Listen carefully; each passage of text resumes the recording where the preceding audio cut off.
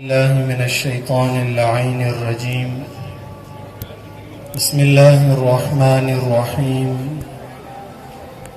الحمد لله رب العالمين بارئ الخلائق أجمعين،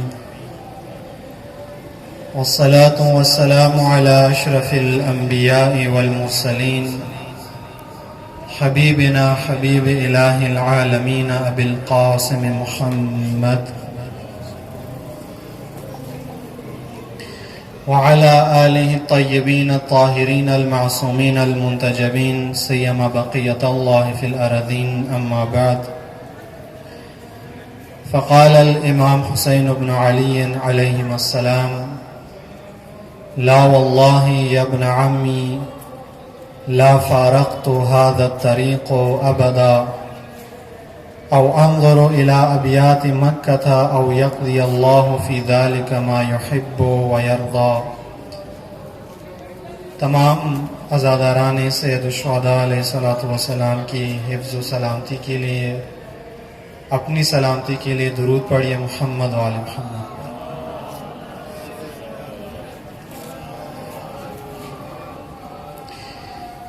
ماہ محرم الحرام، ماہ سوگ و عزاء سوگواری ابو الاحرار ابا عبداللہ علیہ السلام ہے.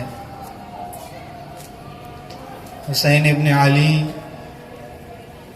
یزیدیت کے خلاف، وقت کے طاغوتیت کے خلاف بیعت کا انکار کر کے مدینہ سے مکہ اور مکہ سے کربلا کی طرف عازم سفر ہیں. مدینہ سے 28 رجب کی رات جب امام نے خروج فرمانے کا ارادہ کیا تو اپنے چچا زاد بھائی جناب مسلم ابن عقیل علیہ السلام سے کچھ دیر گفتگو کرتے ہوئے امام نے، جب مسلم ابن عقیل نے امام کو مشورہ دیا کہ ہم مدینہ سے کربلا جاتے ہوئے ایسا راستہ اختیار کر لیں کہ جس راستے سے دشمن کو پتہ نہ چلے، ہماری تعاقب میں آ کر ہمیں کوئی نقصان نہ پہنچائے، تو امام علیہ السلام نے مسلم ابن عقیل کے اس مشورے کو سننے کے بعد فرمایا: لا واللہ یا ابن عمی، اے میرے چچا زاد بھائی، خدا کی قسم، لا فارقت هذا الطریق ابدا، میں حسین ابن علی جس راستے پہ نکلا ہوں اس راستے سے کبھی بھی پیچھے ہٹنے والا نہیں. لوگ حسین ابن علی کو جان بچانے کی مشورے دے رہے تھے، لیکن زہرا کا دل بند دین بچانے پہ تلا ہوا تھا. امام نے فرمایا: میں نکلوں گا مکہ سے، مدینہ سے، یہاں تک کہ یا کعبہ تک پہنچ جاؤں یا دیکھوں کہ میرا خدا مجھ سے کیا کام لینا چاہتا ہے. جہاں خدا کی راضی ہو حسین وہاں جائے گا، اور حسین بھی اس میں راضی ہے. یہ طاغوتیت کے خلاف کل بھی میں نے اشارہ کیا آپ کی خدمت میں کہ ہمیں یہ بتایا گیا ہے کہ امام نے یزید کے بیعت کے طلب کرنے کے جواب میں قیام فرمایا، جبکہ بات ایسی نہیں ہے. در حقیقت اگر دیکھا جائے، یزید کے برسر اقتدار آنے سے پہلے حسین ابن علی کا قیام شروع ہو چکا تھا، چونکہ حسین وارث انبیاء ہے، حسین وارث ابراہیم خلیل اللہ ہے، حسین وارث عیسیٰ روح اللہ ہے. تمام انبیاء کے میراث کے وارث حسین ابن علی ہے. آیا موسیٰ نے فرعون کے بیعت کے طلب کرنے کے بعد انکار کیا یا پہلے انکار کیا؟ عیسیٰ علیہ السلام نے اپنے وقت کے طاغوت کو پہلے انکار فرمایا یا بعد میں انکار فرمایا؟ اگر آپ مطالعہ کریں، اگر انبیاء علیہ السلام کی سیرت کا ہم مطالعہ کریں تو یہ معلوم ہو جاتا ہے کہ نبی نے طاغوت کے خلاف نبرد میں پہل کی ہے. پہلے نبی آیا ہے آگے میدان میں، بعد میں دشمن نے اس کی طرف جوابی کارروائی کی ہے. امام نے بھی اسی طرح 59 ہجری میں کربلا سے 1 سال پہلے، چونکہ 61 ہجری میں کربلا برپا ہوئی، وہ 10 دن ہوئے، سال کا آغاز تھا، تو 60 ہجری اور 59 ہجری کے درمیان ایک ہی سال آ جاتا ہے۔ 59 ہجری میں حج کے دنوں میں در حقیقت امام نے برملا اعلان کیا۔ منا کے اندر عرفات کے میدان میں امام نے مسلم ابن عقیل سے فرمایا کہ اس دفعہ حج سے پہلے امام نے اہتمام فرمایا کہ حج پہ اس دفعہ بڑے بڑی شخصیات کو بلانا ہے، بڑے بڑے سرداروں کو بلانا ہے۔ مسلم ابن عقیل نے تمام عرب کے سرکردہ افراد کو حج پہ بلایا 59 ہجری میں، اور جب 59 ہجری کی حج میں تمام بڑے بڑے لوگ آ گئے تو منا میں امام نے ایک خیمہ نصب کروایا۔ وہ خیمہ نصب کروانے کے بعد تمام بڑے بڑے سربراہان کو، بڑے بڑے جو صاحب حیثیت لوگ تھے جن کا نام تھا مشہور و معروف، آپ سمجھے خواص امت مسلمہ کو جمع کر کے امام نے اس منا کے میدان میں ایک خطبہ ارشاد فرمایا، جس کا تاریخ میں نام ہے خطبۃ المنا کے نام سے معروف ہے۔ اگر آپ کو فرصت ہے تو یہی دن ہے امام کی سیرت اور امام کے خطبات پڑھنے کے، پڑھ لیجئے، آپ مطالعہ کریں۔ ہم عموماً کربلا کو شاعروں سے سنتے ہیں، خطیبوں سے سنتے ہیں، ذاکروں سے سنتے ہیں، مرثیہ خانوں سے سنتے ہیں، نوح خانوں سے سنتے ہیں، لیکن جس امام نے خود کربلا برپا کی ان کے زبان سے کربلا نہیں سنتے، جو کہ ہماری کوتاہی ہے، ہماری غفلت ہے۔ اگر ہم شاعروں، خطیبوں، ذاکروں، قصیدہ خانوں، نوح خانوں کی زبان سے ہٹ کر کچھ دیر کے لیے حسین ابن علی کی زبان سے کربلا سنیں اور پڑھیں تو ہم کربلا کی اس راز کو در کر لیں گے جس راز نے حسین سے مدینہ چھڑوایا تھا، جس راز نے حسین کو کربلا پہنچایا تھا، جس راز نے حسین ابن علی کو اس کام پہ وادار کیا تھا کہ علی کی بیٹیاں کوفہ اور شام کے بازاروں میں چلی جائیں۔ اگر ہم وہ کربلا پڑھیں، اس خطبہ منا میں تمام خواص امت مسلمہ کو بٹھا کر حسین ابن علی نے خطبہ ارشاد فرمایا۔ اس خطبے کے اندر امام علیہ السلام نے ان لوگوں کو، ان علماء کو، ان حجاج کو، ان سرداروں کو، ان چودھریوں کو، ان وڈیروں کو، ان بڑے بڑے لوگوں کو کچھ باتیں ارشاد فرمائیں۔ امام نے ان سے فرمایا، میں تھوڑا سا اشارہ کروں پھر آگے گزر جاؤں چونکہ خطبہ بڑا تفصیلی ہے، آپ خود مطالعہ کریں۔ امام نے ان سے فرمایا کہ آپ کو معلوم ہے کہ اللہ تعالیٰ نے قرآن میں بنی اسرائیل پہ لعنت کیوں کی ہے؟ لعن علی بنی اسرائیل علی لسان داؤد، اللہ تعالیٰ نے قرآن میں بنی اسرائیل پہ لعنت کی ہے۔ بنی اسرائیل اللہ کے ماننے والے تھے، انبیاء کے ماننے والے تھے، توحیدی لوگ تھے، مشرک نہیں تھے، دیندار لوگ تھے، لیکن قرآن میں اللہ تعالیٰ نے بنی اسرائیل پر نبی کی زبان سے لعنت فرمائی ہے۔ امام حسین علیہ السلام نے منا میں موجود ان لوگوں سے فرمایا، تمہیں معلوم ہے اللہ تعالیٰ کی لعنت بنی اسرائیل بھی کیوں آئی؟ امام نے فرمایا کہ بنی اسرائیل پر اللہ کی لعنت اس وجہ سے آئی کہ وہ امر بالمعروف اور نہی عن المنکر نہیں کرتے تھے، وقت کے فرعون اور طاغوت اور غیر الہی حاکم کو للکار نہیں کرتے تھے، اور ظالم کے خلاف اور مظلوم کی حمایت میں آواز نہیں اٹھاتے تھے، جس وجہ سے اللہ تعالیٰ نے ان پر لعنت فرمائی۔ اس خطبے کے اندر امام نے بہت سخت تعبیرات استعمال کی۔ امام نے علماء اسلام کو اکٹھا کر کے فرمایا کہ اگر تمہارے علاقے کے اندر کوئی رسم ہے، کوئی رواج ہے، کوئی دستور ہے، کوئی قانون ہے، کوئی ضابطہ ہے جسے تمہارے آباء و اجداد نے بنایا ہے، جسے تم نے مل کر بنایا ہے، اگر اس علاقے میں کوئی انسان، کوئی شخص اس ضابطے کی خلاف ورزی کرتا ہے، اس کو توڑ دیتا ہے، تو آپ سارا اٹھ کر آسمان سر پہ اٹھاتے ہو، آپ سب کو مشکل پیش آتی ہے، آپ برداشت نہیں کر سکتے۔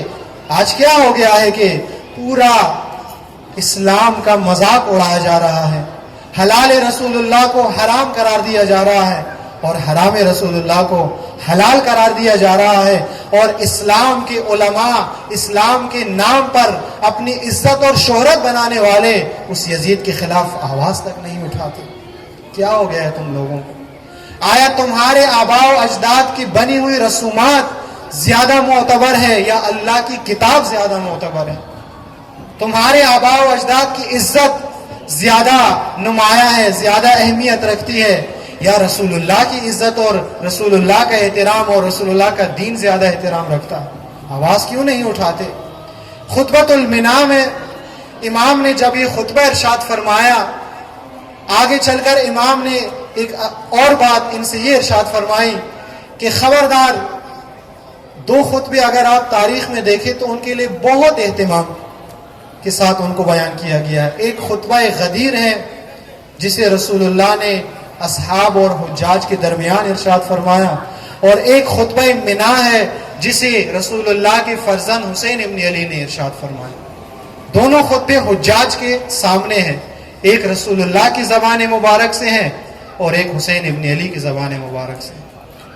اس خطبے کے آگے جا کر امام نے فرمایا کہ میں جو ارشاد فرماتا ہوں، جتنے بھی لوگ یہاں تشریف فرما ہے وہ سنیں، اگر کسی کو میری بات سمجھ میں نہیں آ رہی تو وہ میرے بات کو لکھ لے اور آگے والوں تک جا کر پہنچائے۔ اور امام نے ساتھ یہ بھی فرمایا کہ خبردار، مناع میں جو خطبہ میں ارشاد فرما رہا ہوں ہر ایک کو جا کے نہیں بتانا۔ ہر شخص حسین ابن علی کی خطبات کا سننے والا اس قابل نہیں ہوتا، ہر ایک کو نہیں سنانا یہ خطبہ۔ بندہ دیکھ کر حسین بن علی کی بات آگے فارورڈ کرنی ہے، آگے تبلیغ کرنی ہے۔ اور اس کے بعد امام نے خطبے کو جاری رکھتے ہوئے امیر المومنین کے فضائل پر ایک حصہ پڑھا، اور اس کے بعد امام علیہ الصلوۃ والسلام نے وقت کے طاغوت کے بعد اس کے حوالے سے لوگوں کو بتایا، حجاج کی رہنمائی کی۔ اس خطبے کے بعد حسین ابن علی نے جب حج کا موسم ختم ہو گیا، اس لیے امام نے 59 ہجری میں مناع کے میدان میں حجاج کے سامنے یہ خطبہ ارشاد فرمایا کہ اسلام کی مشکلات کا واحد رائے حل اگر کسی اجتماع میں موجود ہے تو وہ حج کی اجتماع ہے، وہ حج کا اجتماع ہے۔ لیکن آج آپ دیکھتے ہیں کہ مسلمانوں کا حج بھی اس روح کے اندر نہیں ہے۔ وہ حج جسے اسلام نے مسلمانوں کے لیے مشکلات کو حل کرنے کا ذریعہ بنایا تھا، آج اس حج کو کچھ لوگوں نے تجارت بنایا، کچھ لوگوں نے ٹورزم بنایا، کچھ لوگوں نے اپنا نام بڑھانے کے لیے تاکہ علاقے میں، محلے میں، شہر میں حاجی کہلوائے جائیں، اس لیے حج پہ چلے جاتے ہیں۔ اور یہ رسول اللہ کی حدیث ہے کہ ایک زمانہ ایسا آئے گا کہ حج پر 3 طرح کے لوگ جائیں گے۔ ایک وہ لوگ حج پہ جائیں گے جن کے پاس بہت زیادہ پیسہ ہوگا اور وہ تفریح کے لیے حج پہ جائیں گے، اپنے علاقے میں بور ہو جائیں گے اور اپنی تفریح کرنے کے لیے وہ حج پہ چلے جائیں گے۔ دوسرا طبقہ ایسا ہوگا جو حج پہ جائیں گے تجارت کرنے کے لیے، بزنس کرنے کے لیے جائیں گے، اور تیسرا طبقہ ایسا ہوگا جو اپنا نام بنانے کے لیے حج پہ جائیں گے۔ اور آج آپ دیکھیں حج اسی طرح ہے۔ آج جو خاندان حج پہ مسلط ہے وہ یہود سے زیادہ بدتر ہے، متولیان حرم، خائنان حرم بن چکے ہیں۔ علامہ اقبال نے بہت پہلے ارشاد فرمایا تھا، اسی لیے ہم کہتے ہیں کہ اگر آپ کربلا سمجھنا چاہتے ہیں، اگر سید الشہداء سمجھنا چاہتے ہیں، اگر عاشوراء سمجھنا چاہتے ہیں، اگر قرآن سمجھنا چاہتے ہیں تو آپ علامہ اقبال کے افکار کا مطالعہ کریں، چونکہ اقبال نے جس طرح حسین ابن علی کی شناخت حاصل کی تھی شاید ہی بر صغیر میں کسی کو شناخت حاصل ہے۔ بہت پہلے علامہ اقبال نے فرمایا تھا کہ وقت کفر خیزت از کعبے کجا ماند مسلمانی، جب کعبے کے اندر سے کفر کی آواز بلند ہونا شروع ہو جائے تو مسلمانی کہاں بچتی ہے؟ کعبہ جو توحید کا مرکز ہے، کعبہ جو اللہ اکبر کا مرکز ہے، کعبہ جو رسول اللہ کا مرکز ہے، کعبہ جو قرآن کا مرکز ہے، اگر کعبے کے اندر سے کفر کے لیے جواز بنانا شروع ہو جائے تو پھر اسلام کہاں بچتا ہے؟ پھر وعلی الاسلام السلام، پھر اس اسلام پر فاتحہ پڑھ لینی چاہیے۔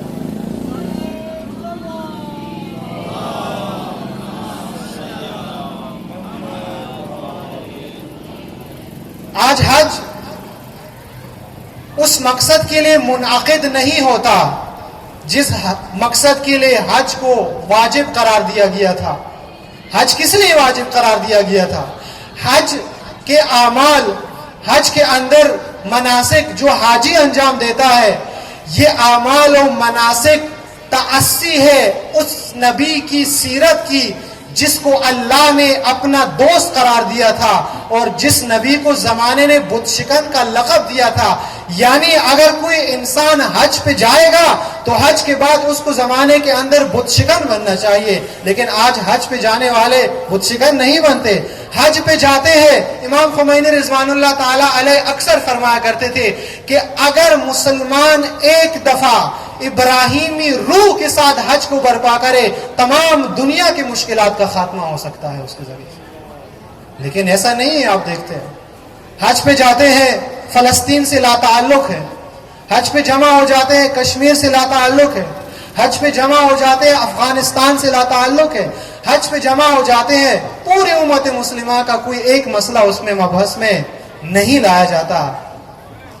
اور علامہ اقبال نے یہاں پہ بھی بڑا خوبصورت ارشاد فرمایا تھا کہ فلسفہ رہ گیا تلقین غزالی نہ رہی، رہ گئی رسم ازا روح بلالی نہ رہی.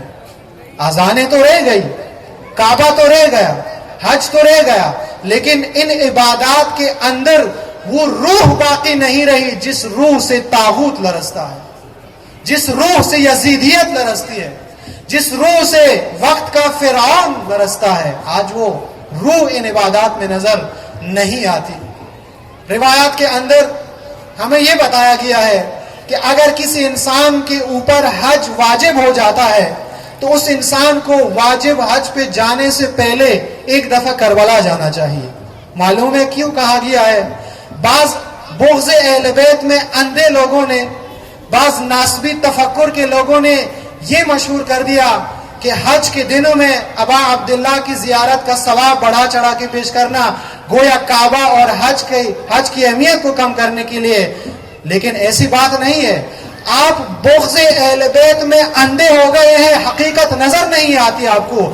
اگر آپ کا بغض اہل بیت کی تناظر میں نہ ہوتا، اگر آپ اہل بیت کی نسبت مبغض اور ناسبی نہ ہوتے تو آپ کو یہ بات سمجھ آ جاتی کہ کسی انسان کو حج کا فلسفہ اس وقت تک سمجھ نہیں آتا جب تک وہ کربلا میں حسین کی قربانی کی طرف نگاہ نہ کرے.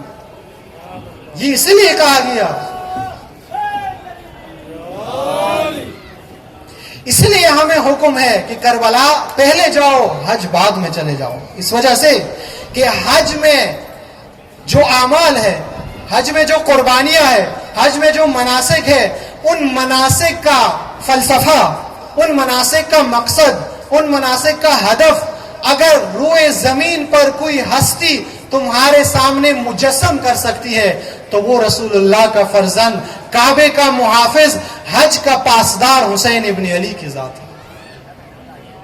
حسین ابن علی تمہیں بتائے گا کہ ایک وقت حج ایسا ہوتا ہے کہ کعبے کے گرد چکر لگانے ہوتے ہیں، لیکن ایک وقت ایسا ہوتا ہے کہ حج سے زیادہ کربلا میں کھڑے ہو کر حج کو بچانا ضروری ہوتا ہے.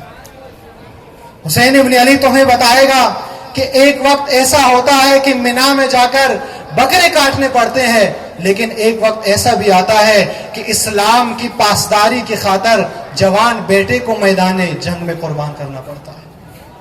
یہ حاجی نہیں بتا سکتا تمہیں، یہ دین کے نام پر کمانے والے نہیں بتا سکتے تمہیں، یہ کعبے کے اندر بیٹھ کر حوریں جمع کرنے والے نہیں بتا سکتے آپ کو.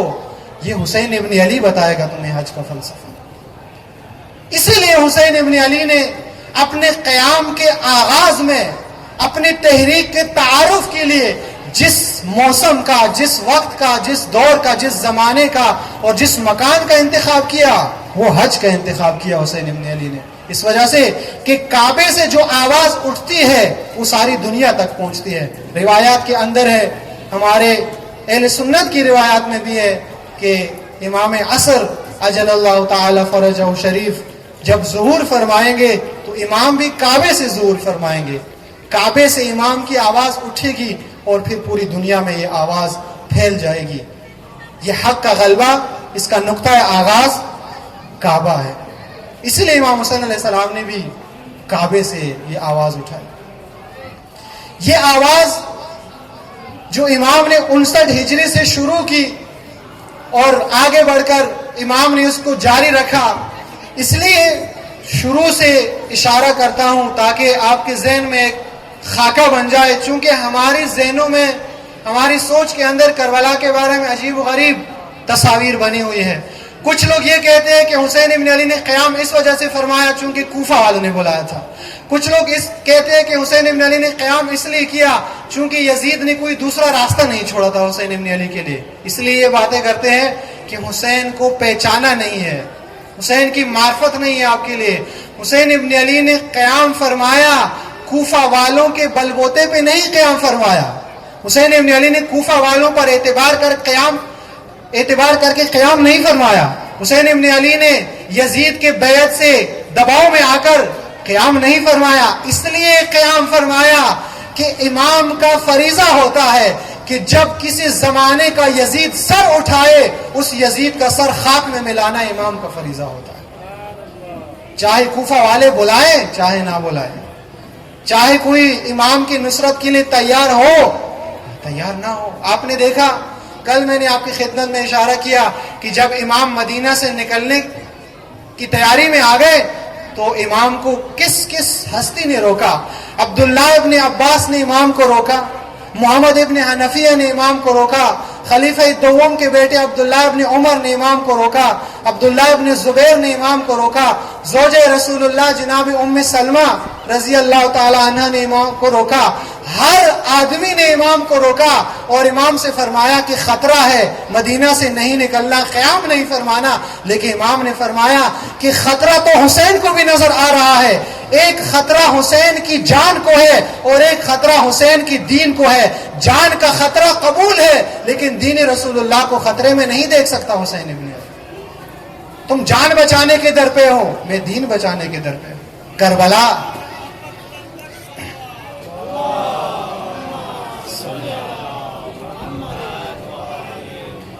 بس کربلا، عاشورہ جان بچانے کا فلسفہ نہیں بلکہ دین بچانے کا فلسفہ ہے.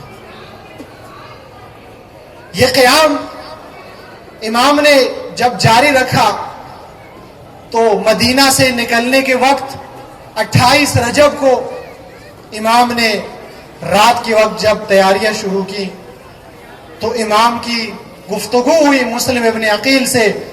اس گفتگو کے اندر امام نے اپنا اٹل فیصلہ مسلم ابن عقیل کے سامنے رکھ دیا. ہر ایک کے سامنے امام نے اٹل فیصلہ رکھ دیا.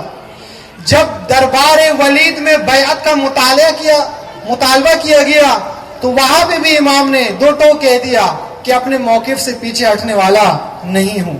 جب روضہ رسول پہ گئے تو روضہ رسول سے باہر نکلتے ہوئے بھی سارے لوگوں کے سامنے فرمایا کہ حسین ابن علی اپنے راستے کو چھوڑنے والا نہیں ہے.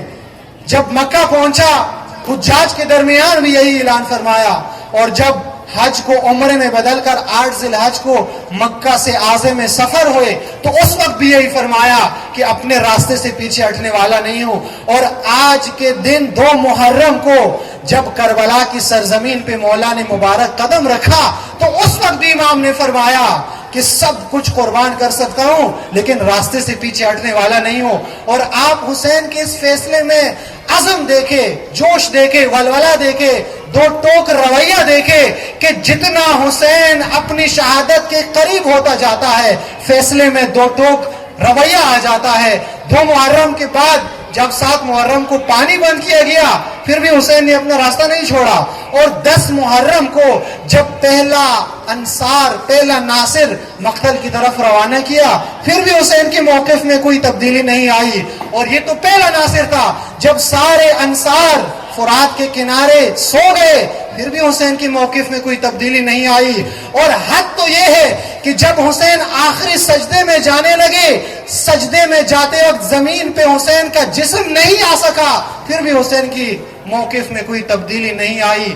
اور حسین نے دنیا کو بتا دیا کہ جب تمہارے سامنے دو راستے آ جائے، ایک راستے پہ جان بچانے کے لیے آپشن ہو اور دوسرے راستے پہ دین بچانے کے لیے آپشن موجود ہو، تو جان بچانے کو چھوڑ دو، رسول اللہ کا دین بچاؤ، قرآن کا قانون بچاؤ اور اللہ کی حاکمیت کو بچاؤ۔ یہ کربلا کا راستہ ہے جو ہم اور آپ نے طے کرنا ہے۔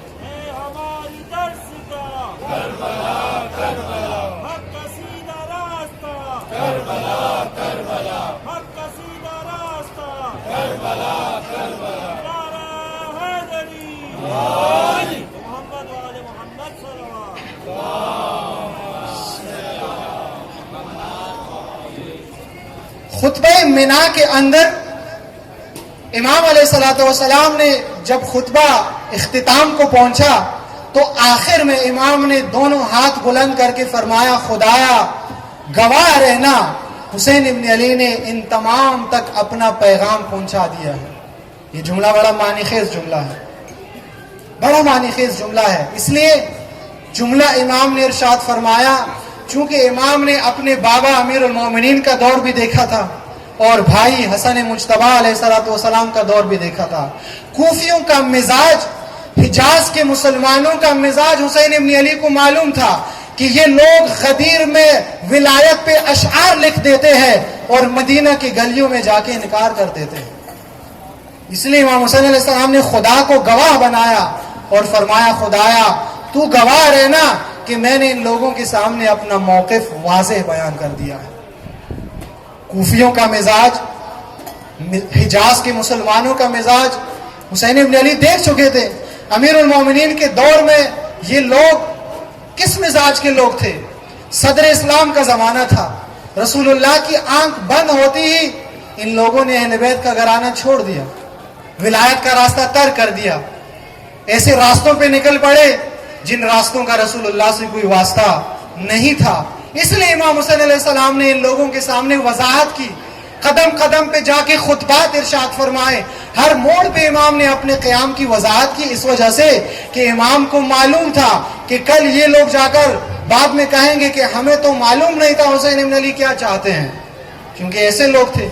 اب دیکھیں نہج البلاغہ کھول کے پڑھے، یہی لوگ امیر المومنین کے دور میں کیسا رویہ اختیار کرتے تھے۔ امیر المومنین نے ان کو گرمیوں میں بلایا، سردیوں میں بلایا، دن کو بلایا، رات کو بلایا، لیکن یہ مولا کی آواز پہ لبیک کہنے کے لیے کبھی بھی تیار نہیں ہوئے۔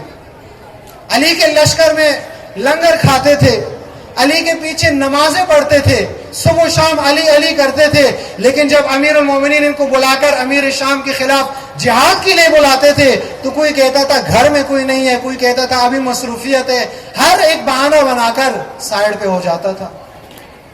اور امیر المومنین نے آخر میں جا کے شکوے کیے، فریادیں کی ہیں امام نے۔ کیا فرمایا امام نے؟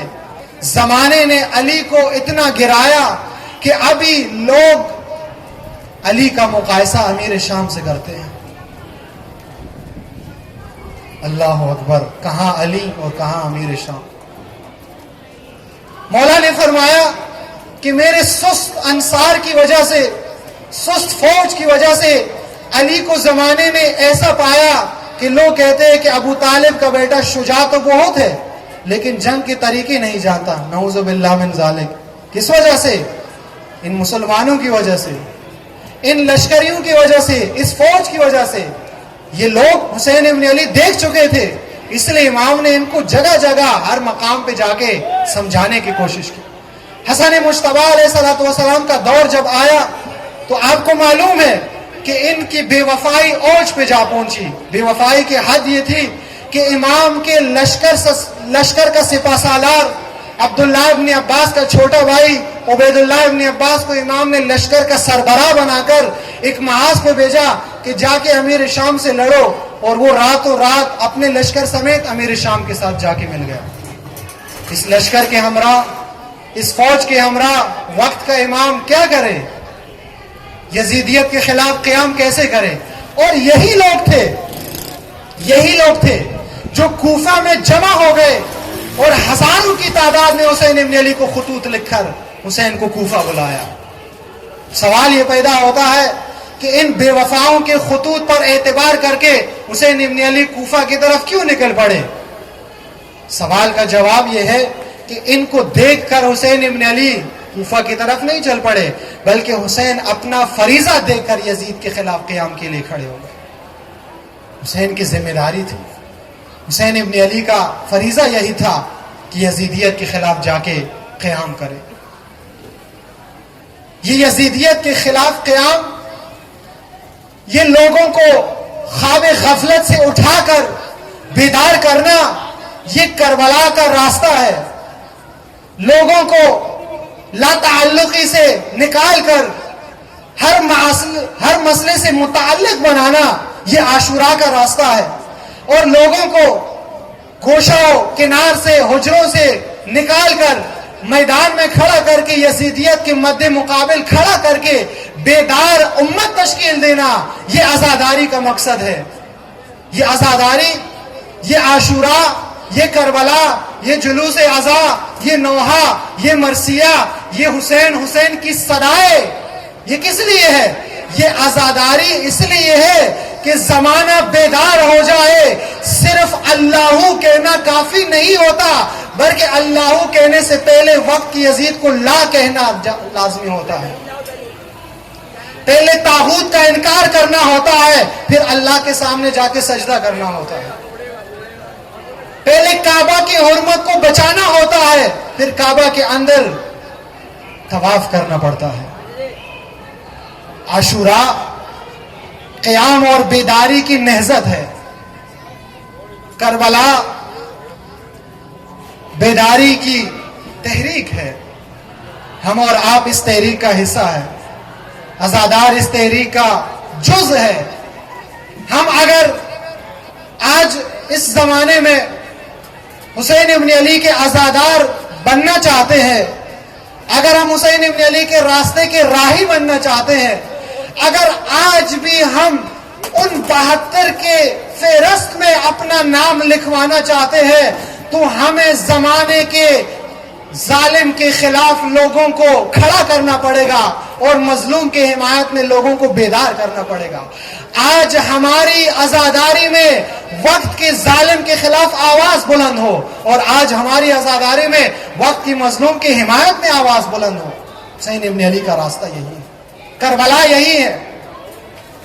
امام خمینی رضوان اللہ تعالی علیہ اکثر یہ فرمایا کرتے تھے کہ ہم جو کربلا مناتے ہیں، 61 ہجری میں گزری ہوئی کربلا کی یاد منانا کافی نہیں ہے، بلکہ 61 ہجری میں گزری ہوئی کربلا کو یاد کر کے اس کی روشنی میں اپنے زمانے میں نئی کربلا برپا کرنا عزادار کی ذمہ داری ہے۔ ایک تازہ کربلا برپا کرنا عزادار کی ذمہ داری ہے۔ درود پڑھے محمد والے۔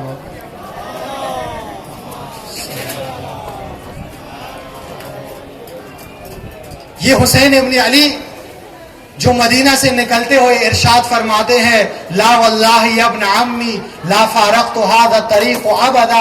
حسین ابن علی اپنے راستے کو چھوڑنے والے نہیں ہیں۔ یہ اس لیے ہے کہ حسین ابن علی کا پیروکار بھی اپنے راستے کو ترک نہ کرے، ہم بھی اپنے راستے پہ ڈٹے رہیں۔ حسین ابن علی کے مشن کو جاری رکھنا میرا اور آپ کا کام ہے۔ بس میں آخری گزارش آپ سے یہی کروں کہ ان مجالس کے اندر، اس عزاداری کے اندر، حسین ابن علی کے خطبات کی روشنی میں ہم اپنی عزاداری کا رخ اس طرف موڑے جس طرف حسین ابن علی لوگوں کا رخ موڑنا چاہتے تھے۔ مدینہ سے ایک کاروان نکلا، رات کی تاریکی میں نکلا۔ ایک شخص لکھتا ہے کہ میں مدینہ کسی کام کی غرض سے آیا ہوا تھا، اور رات کی تاریکی میں میں نے بنو ہاشم کے محلے میں دیکھا کہ کچھ لوگ کھڑے ہیں اور سواریاں تیار ہیں، اور ایک ایک شخص سواریوں پہ سوار ہو رہا ہے۔ لیکن یہ سواریاں تیار ہونے سے پہلے 28 رجب کی رات حسین ابن علی نے ایک کام جو کیا وہ بڑا معنی خیز کام تھا۔ وہ کام کیا تھا؟ گھر سے نکل کر روضہ رسول پہ چلے گئے۔ नाना रसूलुल्लाह से विदा करने के बाद तारीख ने लिखा है कि हुसैन इब्न अली जब नाना के रोज़े पे पहुंचे, नाना के रोज़े के साथ बैठकर हुसैन इब्न अली ने इतना गिरिया फरमाया कि मौला आलम गशी में चले गए। रोज़े रसूल से फारिग होने के बाद हुसैन कहाँ चले गए? उस गुमनाम मज़ार पे चले गए जिस मज़ार का इल्म हुसैन के अलावा किसी को नहीं था। मादर गिरामी जनाब सैयदा के मज़ार पे चले गए, इस वजह से कि हुसैन ने बचपन के आलम में अपनी माँ का वो मज़ार देख लिया था। माँ के मज़ार के करीब बैठकर हुसैन को जलता हुआ दरवाज़ा याद आया। हुसैन को मदीना की वो गलियां नजर आई और हुसैन को याद आया वो वक्त जब बीबी का जनाजा अली के घर से बाहर निकला। जनाजे के साथ चंद एक लोग रात की तारीकी में बीबी का जनाजा आगे जा रहा था। हसनैन जनाजे के पीछे पीछे आ रहे थे। एक दफा अमीरुल मोमिनीन ने हसन मुज्तबा से फरमाया, हसन बेटा जनाजे के पीछे कौन आ रहा है? हसन मुज्तबा ने जब पीछे देखा फरमाया, बाबा जनाजे के पीछे आने वाला कोई और नहीं, ज़ैनब कुबरा आ रही है। और अज़ादारों, अमीरुल मोमिनीन ने जब ये बात सुनी तो इमाम हसन से फरमाया, हसन बेटा छोटी ज़ैनब को घर के अंदर ले जाओ, अली बर्दाश्त नहीं कर सकते रात की तारीकी में किसी अजनबी की निगाह ज़ैनब औलिया पे पड़ जाए। मैं कहूँगा अमीरुल मोमिनीन, आज 2 मुहर्रम का दिन है, आपकी बेटी करबला में वारिद हो चुकी है। या अली 28 रजब की रात आप नहीं थे, आप देख लेते कि मदीना से आपकी बेटी किस आलम गुर्बत में करबला की तरफ आज़म सफर हो गई। वो रावी लिखता है कि रात की तारीकी में मैंने देखा कि सब लोग सवारियों पे सवार हो रहे हैं, लेकिन अचानक एक कदआवर बीबी सियाह चादर के साथ इतनी लंबी चादर ओढ़ी हुई है कि चादर जमीन से चिपक रही है। मैंने पूछा कि ये बीबी कौन है? और वो बीबी जब सवारी के करीब हो गई तो दाएं तरफ से एक कदआवर खूबसूरत जवान आगे बढ़ा, अपना कंधा पेश किया दाएं तरफ, और बाएं तरफ एक और कदआवर खूबसूरत जवान आगे बढ़ा और अपना कंधा बीबी को सवार करने के लिए पेश किया। बताने वाले ने बताया कि दाएं तरफ खूबसूरत जवान कदआवर जवान बीबी का भाई अबुल फजल आलमदार है, और बाएं तरफ बीबी को कंधा लेने वाला शबीह रसूलुल्लाह जनाब अली अकबर अलैहिस्सलातु वस्सलाम है। और अज़ादारों, वो रावी लिखता है कि मैंने देखा जब वो कदआवर बीबी सियाह चादर के साथ दरवाजे से बाहर आई तो मदीना की गली में बनु हाशिम के मोहल्ले में तमाम लोगों की निगाहें जमीन की तरफ झुक गई। और बताने वाले ने बताया कि ये इस्मत कुबरा ज़ैनब कुबरा है जो सवार हो रही है। और अज़ादारों, फिर ये कारवान मदीना से निकला।